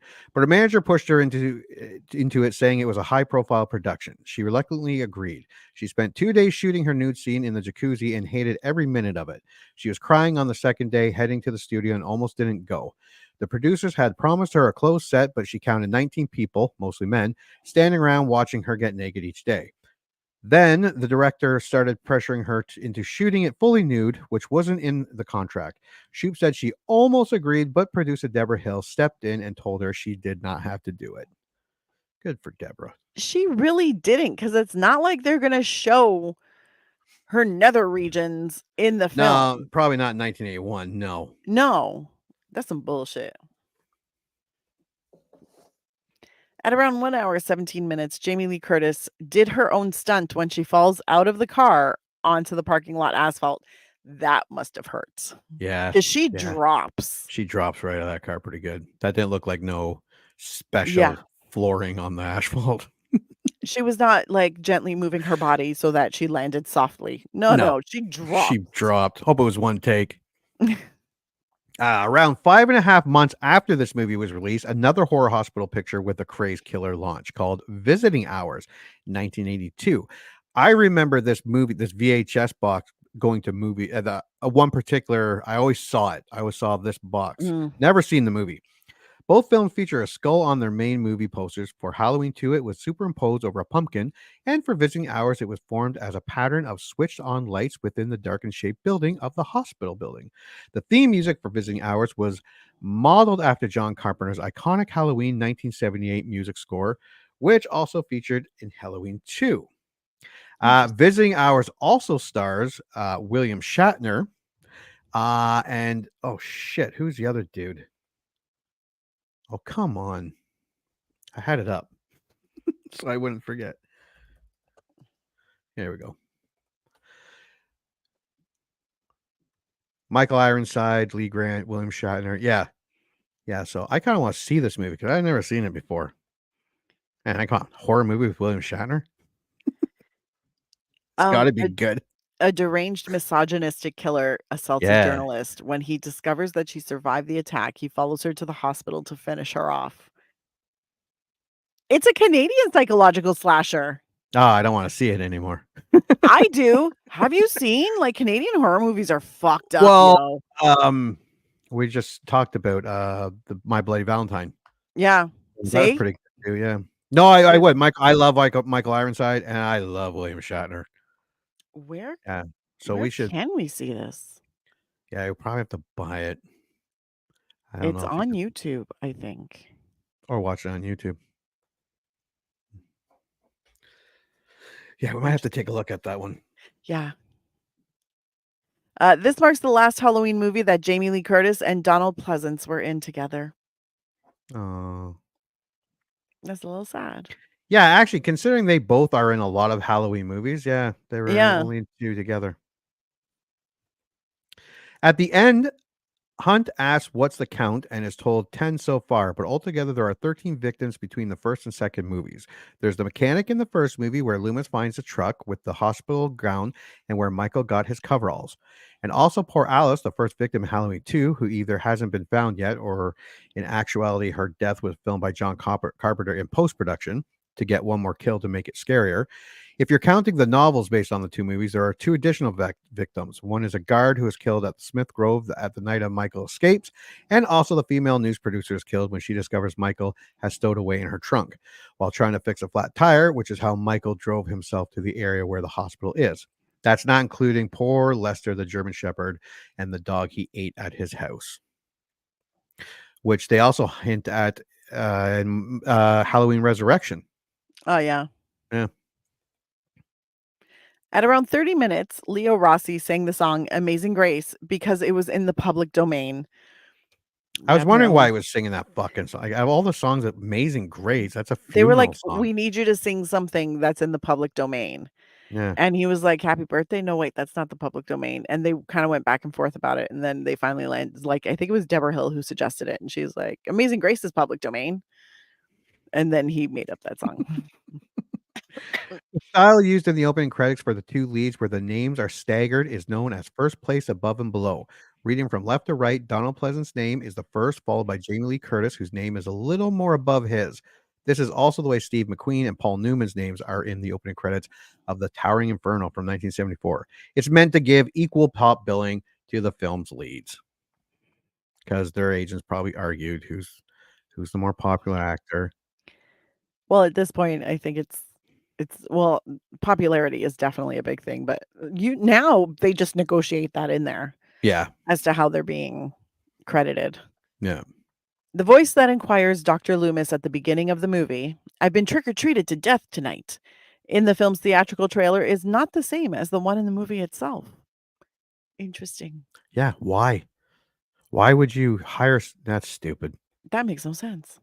The MCA home video cassette release of this movie on VHS and beta formats in the USA, retailing at a price of US $101 per unit. This set a sale price record when it was launched in 1982. So if you're a rental place, you had to buy the VHS for $100, rent it for, I don't know how much rentals were. There probably still were like $3, $4, $5 back in the day. You probably closer. I mean, depends. Overnight was probably $3. Yeah. So you have to rent it a few times before you made your money back. Oh, 100%. When Michael gets shot in the eyes at the end, he slashes the scalpel around 39 times. Yeah. Can't believe someone counted. Who is the young actor who appears in Halloween 2 and will go on to be a big superstar? Well, I don't know who. Michael Myers, formerly of Haddonfield, who fled the Smiths Grovewarn County Sanitarium last night, was believed to have burned to death. Meanwhile, 3 bodies were discovered in the upstairs bedroom of the house directly behind me. Identification of the victims is being withheld, pending notification of the family. Forget that. I want to concentrate on the house. Dana Kirby! There he is. You need the parents' permission to use a statement. If you can't find the parents' full statement anyway. I didn't even. Well, you don't see his face like head on. No. Which makes sense. And it wasn't really a true profile shot. No. Dana Carvey, who has a brief cameo in this film, went on to star with Mike Myers in the 2 Wayne's World movies. Nice. And that is it for trivia. All right. Anything you'd like to add to Halloween 2? No, I'm good, fam. Oh, hold It on. wasn't bad, but now I kind of want to watch Halloween 3 again. Oh, so someone said here that Tommy Lee Wallace dubbed over the original actor. I guess the Trick or Treat thing. I wonder why though. Yeah. In the first film, Marion offers Loomis a cigarette, which he declines while staring at it, implying he wants one. He accepts one from Hunt. In 2 with the lighter, how he ends up stopped. Yeah, he keeps the lighter. I remember him keeping the lighter, but he didn't have a lit cigarette with him at the time. And I was like, "You're weird, Sheriff." Yeah. Or yeah. Hunt, I should say. I call everybody who's wearing the uniform sheriff. They're all sheriffs to me. But yeah. Oh, look at everybody showed up. Hey guys. Oh. Yeah, I don't know if I call Joseph says such a great movie. Yeah, no. And are you saying this guy Robert Michael Myers best Halloween? When was the end? I hope Halloween you don't mean Ends? Micah Bay's Ends. Oh, I hated that fucking movie. God, it was so dumb. It wasn't dumb. It was just Halloween 2 was such an energy, and he was just they were kicking the shit in, and then all of a sudden and then he just killed everybody, like 20 people. And I'm like, yeah. And I'm like, oh, Halloween End, he's just gonna go nuts and just kill the entire town. And then he's kind of like, I don't feel so good. I better sit down. You go kill them. I'm like, this sucks, man. Get your shit together. Be a man. Get out there and kill some people yourself, you baby. We do not recommend that for the general public. Only if your name is Michael Myers and you happen to be a repeat serial killer who started by killing your sister in the 70s. I feel like that's specific enough that nobody's going to be like, Jimmy told me to kill people. Oh, if this is true, that's cool. So the voice of the neighbor is the same guy who does the Silver Shamrock commercial. Oh, nice. I remember that. Only 5 more days to Halloween, kids. Get your mask, and you can pick the pumpkin, the witch. What was the other thing? Was it a skull or ghost? I think it was a skull. It could have been a better movie too if they killed a lot more kids. Who here thought Michael Myers when he walked in the hospital and he went in? What's the room with all the babies? The nursery. I was like, oh shit, is Michael gonna kill all those babies? I didn't think he was gonna kill all the babies, but I was fully convinced he was gonna go in there and at least like make a martini with baby olives. Blum, blum, blum. Oh my god! 3 of them on his knife. That would have been so no. No. Yeah. I have problems. Oh, Travis came up with a theory. But in the new trilogy, I see that once his mask is removed, all his power is drained. Once back on, he has to kill to regain his power. Hence, that's why. Yeah, I get that part too. It's just with Halloween Kills, it was so. I was really pumped for Halloween Ends, and it's felt not like that it was Halloween good. Ends was a bad movie. It was kind of a cool story and the way Yeah. they got the other kid. It's just they went in a totally 180 direction that I just wanted to kill a lot more people because Halloween Kills. I know a lot of people don't like it. Yeah, that was awesome. Just started killing those trick or treaters and the Now I have people at the something to hospital. rewatch this week, or this weekend. Get the unedited version or the director's cut or uncut version of Halloween Kills. Much better, more gorier. I'll see what's out there. Just because I knew this weekend I was like, I'm gonna have a little mini marathon for myself of like some movie where people are getting killed because I feel like I need to cheer myself up a little bit. But now I'm like, man, it's been a while since I've seen those, so I'm gonna watch. Hopefully, Yeah, all three this actually, weekend. yeah. All right, well, that's it for Halloween 2. So thank you for coming back to 1981 to watch a not horrible Halloween 2. Not a great Halloween movie, right. but it was all right. It was all right. It'd be better if you were at number 4 was you're going to watch another one. Yeah. You'd be like, okay, that was okay. Let's watch another one. Because I think number 4 and 5 get much gorier, more bloodier. 1988 and 1989, I think. I can't remember when they came out. But yeah, they were definitely more gorier, more inventive kills. This was pretty. It was all right. It was all right. It was a little underwhelming. Yeah. Like it wasn't completely outside of the Halloween universe. No. So you're not mad about it, but it also was a little underwhelming because I'm like, you could have done so much more. Yep. You could have just made him so much more entertaining. Yeah. It's just kind of like, all right. All right. Well, thanks for joining us. And until the next movie we remember liking. And now, folks, it's time to say goodnight. We sincerely appreciate your patronage and hope we've succeeded in bringing you an enjoyable evening of entertainment. Please drive home carefully and come back again soon. Good night.